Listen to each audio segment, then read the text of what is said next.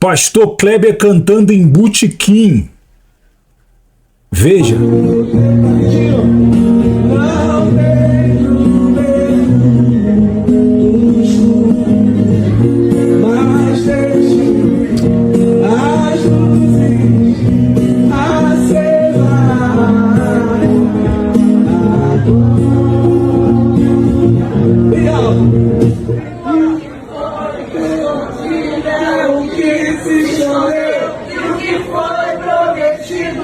Ninguém prometeu, nem foi tempo perdido. Somos tão jovens, tão jovens.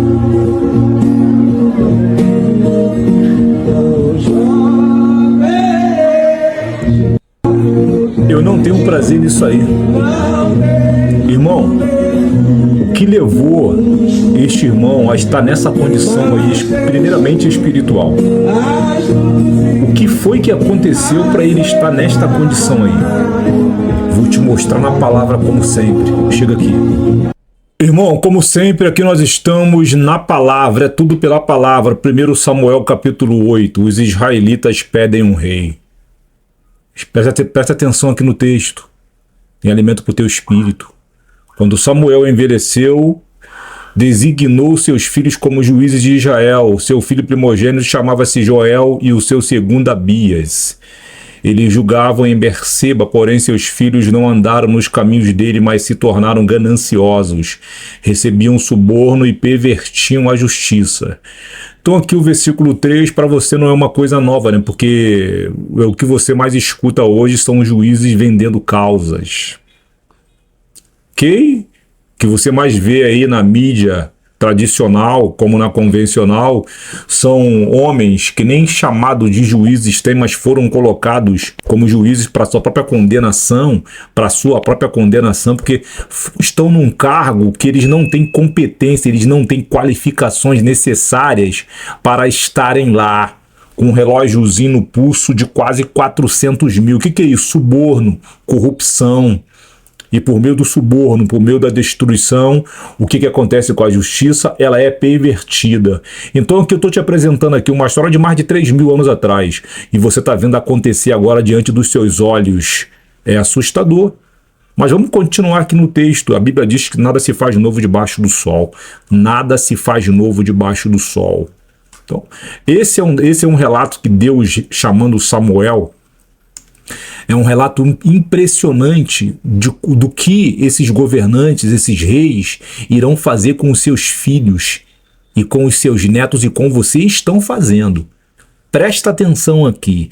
Então todos os anciãos de Israel se reuniram e foram encontrar-se com Samuel em Ramá e lhe disseram: Tu já estás velho e teus filhos não andam nos teus caminhos. Constitui-nos agora um rei para nos julgar como o tem todas as nações que estavam ao derredor de Israel, que Israel tinha a obrigação, porque lhes fora ordenado, influenciar aquelas nações para libertá-los das correntes, das amarras, dos cárceres, para libertá-los das mãos de Satanás. Porém, Israel estava se deixando influenciar por aquelas nações pagãs, porque eles tinham reis humanos que escravizavam eles, escravizavam seus filhos e seus netos, cobravam impostos caríssimos.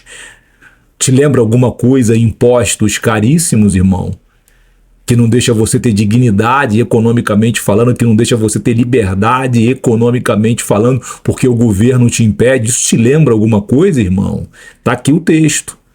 Então, Israel deveria influenciar aquelas nações, mas está aqui no texto, aquelas nações estavam influenciando Israel e por isso Israel já não queria mais andar nos caminhos de Deus. Israel já não queria mais pregar a palavra como foi ordenada que ele pregasse. Israel já não queria mais ter a conduta que lhes fora ordenada ter, caráter elevado, moral elevado, hábitos cristocêntricos, ações cristocêntricas, óticas cristocêntricas. Não, eles não queriam mais isto, eles queriam a cultura mundana. Isso te lembra alguma coisa, queridão? Bota um comentário aqui embaixo, vamos continuar. Mas Samuel não se agradou quando disseram: dá-nos um rei para nos julgar. Então Samuel orou ao Senhor, e o Senhor disse a Samuel: atende ao povo em tudo quanto te pedir, pois não é a ti que rejeitam, mas a mim, para que eu não reine sobre ele. Tá aqui, ó. Porque eles não queriam mais Deus. Porque se você está curvado diante de Deus, se você é governado pela mão de Deus, você vai ter que fazer o que Deus ordena que você faça. Qual é o teu ofício no corpo de Jesus? Você vai ter que exercer aquele ofício. E você só vai conseguir exercer aquele ofício estando espiritualmente falando forte, andando com homens que comem a palavra como eu estou te dando, andando com homens que se afastam da presença do mal, andando com homens que não permitem que as nações que estão ao nosso derredor me influenciem. É eu que estou influenciando elas. E quando você está nesse estado, você vai verdadeiramente ter prazer no chamado que Deus te deu. Qual é o chamado? É ficar na portaria. É um grande chamado. Qual é o chamado? É fazer o café da igreja. É um grande chamado. Qual é o chamado? É ficar no estacionamento da igreja. É um grande chamado, porque eu estou executando o trabalho para Deus. Agora, quando eu estou andando com canalhas cristocêntricos, vagabundos cristocêntricos, mentirosos cristocêntricos, prostitutos cristocêntricos que estão dentro da igreja, mas não têm prazer na cultura de Deus, e eu estou dando ouvido a esses malignos, sabe o que vai acontecer, queridão? Eu estou fazendo grande sucesso no mundo da música, para o qual eu fui chamado para louvar. Fui chamado, entre os meus dons e talentos, é louvar a Deus. E eu estou ganhando muito dinheiro com isso. Estou ganhando fama no país onde eu estou, na igreja onde eu estou. E aí eu começo a ouvir a plebe. Eu começo a ouvir a massa de que eu tenho um chamado espiritual. Tudo por quê? Por causa do meu poder econômico. E aí o que eu faço? Eu paro de dar ouvidos à palavra de Deus e passo a dar ouvido à voz da serpente. Isso te lembra o quê? Gênesis. Deus falou ao casal: se comeres do fruto, morrerás. Qual é a interpretação? Morrerás. Mas a serpente falou: pô, não é bem assim. Não é bem assim, não é bem assim. Ele sabe que o dia que vocês comerem desse fruto, vocês serão semelhantes a ele, análogo a ele. Ou seja, qual é a interpretação da dissertação da serpente? Ele está mentindo para vocês. Então o que prevaleceu? A voz, a cultura da serpente, que eles preferiram dar ouvidos. Aí o irmão Kleber, que está nessa condição, ele é culpado também? Ele é culpado. Eu me compadeço dele, me compadeço dele. Eu me compadeço dele, me compadeço. Me entristeço profundamente. Mas ele tem culpa nisso porque ele queria mais fama. E ele sabia no interior dele que ele não tinha qualificações necessárias. Ele não tinha caráter moral. Ele não tinha um chamado para ser pastor. Ele sabia disso. Vamos continuar. Assim como fez desde os dias em que os tirei do Egito até o dia de hoje. Ele me abandonou e cultuou a outros deuses. Assim também faz a ti. Atende-o agora, mas adverte-o solenemente, declara-lhe quais serão os direitos que o rei reinará sobre eles. Presta atenção aqui neste texto aqui, a partir do versículo 10. É muito importante para a tua vida. Presta atenção aqui, porque muitas das vezes você tá ovacionando. Você está defendendo um governante, um político, um rei canalha que está destruindo a tua vida. Está acabando com a tua vida. Está te colocando na miséria espiritual, miséria econômica, miséria financeira, miséria social, miséria intelectual. E você não compreende. Mas aqui está a palavra para você compreender. Samuel transmitiu todas as palavras do Senhor ao povo que lhe havia pedido um rei. E disse: este será o direito do rei que reinará sobre vós. Ele tomará os vossos filhos e os porá sobre os seus carros para serem seus cavaleiros e para correrem diante dos seus carros. Ou seja, trabalharão para os reis, terão que servir os reis e terão que servir aos presidenciáveis. E os porá por chefes de 1000 e chefes de 50 para lavrarem seus carros, fazerem suas colheitas e fabricarem suas armas de guerra e os equipamentos de seus carros. Ou seja, eles mandarão seus filhos para as guerras deles, e você vai perder os seus filhos para as guerras deles. O que nós estamos vendo acontecer hoje? Estados Unidos no Irã, Israel no Irã. Rússia dentro da Ucrânia e vice-versa, ou seja, a guerra é deles, mas quem está morrendo são seus filhos. Tomarás as vossas filhas para serem perfumistas, cozinheiras e padeiras. Tomará o melhor das vossas terras, das vossas vinhas e dos vossos olivais, e o dará aos seus servos. Tomará o dízimo das vossas sementes, das vossas vinhas, para dar aos seus oficiais e aos seus servos. Ou seja, você vai ter que servi-los, você vai ter que pagar impostos para eles, impostos caríssimos. Eles vão tomar. Você não é um contribuinte. Eles te roubam na cara dura e você não pode falar nada. É o que Deus está falando que vai acontecer. E está acontecendo. Nós vivemos hoje. Também tomará os vossos servos e as vossas servas, vossos melhores jovens e os vossos jumentos, e os empregará no seu trabalho, ou seja, trabalharão, não terão tempo para praticamente nada, porque terão que dar dinheiro ao Estado, terão que dar dinheiro a político, e os políticos vão enriquecer, eles vão enriquecer nas tuas custas, porque vão te enganar, porque você gosta disso, você deseja disso, porque você me virou as costas, você não tem prazer naquilo que eu te chamei para fazer, você não quer fazer aquilo que eu chamei você para fazer, eu te ordenei que o fizesse. Eles vão te dominar e vós lhes servireis de escravos. O que nós somos no Brasil? Do governo federal. O que nós somos? Escravos. Trabalhamos pra caramba. Na sua grande maioria, o povo de Deus mora nas favelas. Por quê? Eles escolheram. Tá aqui. Então clamareis naquele dia por causa do vosso rei, que vós mesmos escolheste, mas o Senhor não vos ouvirá. O mundo está chamando o nome de Deus hoje, né? Por causa das guerras, né? Que os governantes, os reis deles, os políticos deles, os messias deles impuseram sobre o mundo. Mas Deus está ouvindo? Não. Por quê? Porque eles não têm prazer na cultura de Deus, eles não querem Deus, eles não querem executar o ofício para o qual foram chamados. Por isso eles precisam executar o ofício que Deus não os chamou. Vamos lá. Porém o povo não quis ouvir a voz de Samuel e disseram: não importa.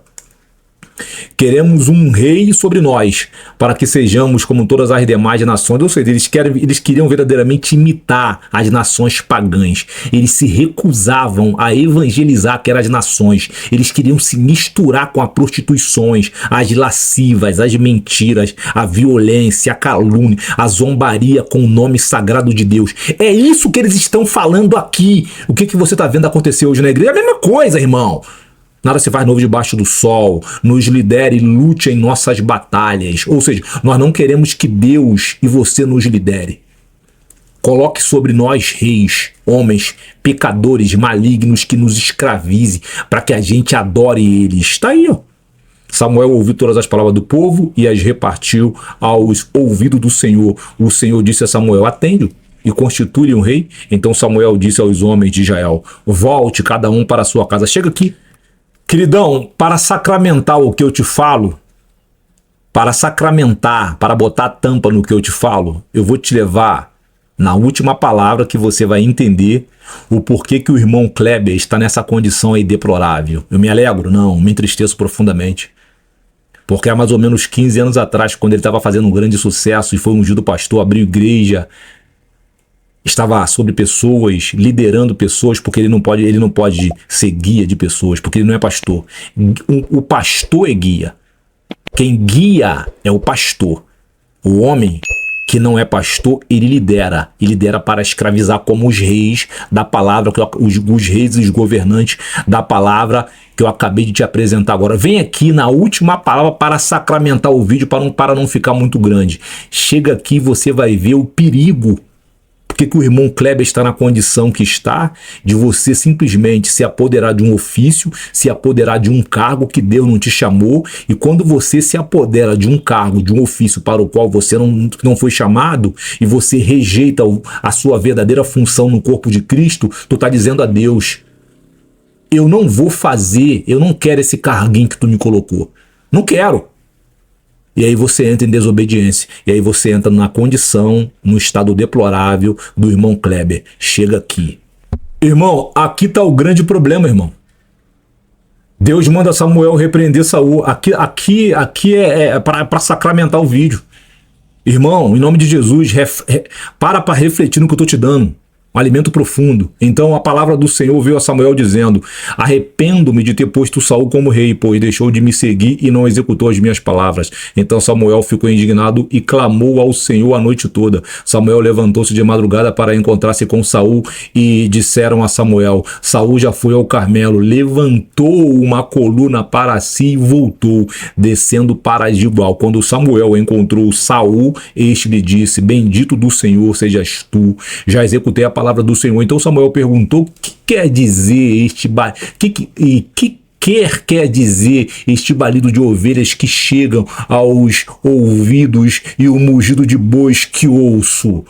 Saul respondeu: trouxeram dos amalequitas, porque o exército guardou o melhor das ovelhas e dos bois para oferecer ao Senhor teu Deus, porém destruímos o resto totalmente. Então Samuel disse a Saul: espera, e te direi o que o Senhor me disse esta noite, Saul. Lhe respondeu: fala. Então Samuel prosseguiu: embora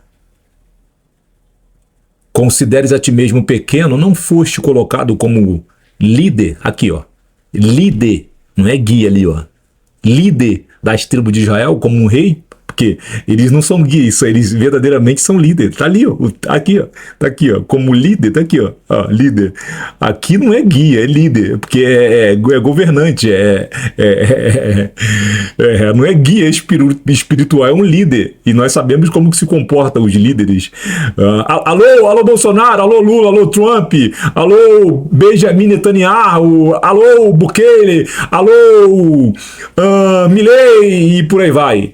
O Senhor te ungiu rei sobre Israel e o Senhor te enviou a missão e disse, olha isso, ó, vai e destrói totalmente esses pecadores, os amalequitas, luta contra eles até que sejam exterminados, porque não obedeceste ao Senhor, mas te lançaste sobre o despojo e o fizeste o que era mal diante do Senhor? Então Saul respondeu a Samuel: pelo contrário, eu obedeci ao Senhor e cumpri a tarefa para a qual ele me enviou. Eu trouxe Agag, rei dos amalequitas, e destruí completamente os amalequitas, mas o exército tomou ovelhas e bois do despojo, riqueza gera conforto, rancor, e o conforto tira a tua visão espiritual, o melhor do anatema, ou seja, eles pegaram a pior parte, a maldição do povo, para sacrificá-lo ao Senhor, teu Deus, em Gilgal. Mas Samuel disse: por acaso o Senhor tem tanto prazer em holocaustos e sacrifícios quanto em que se obedeça a sua voz? Obedecer é melhor do que oferecer sacrifício, e o atender melhor que a gordura de carneiros, pois a rebelião, presta atenção aqui no versículo 23, irmão, em nome de Jesus.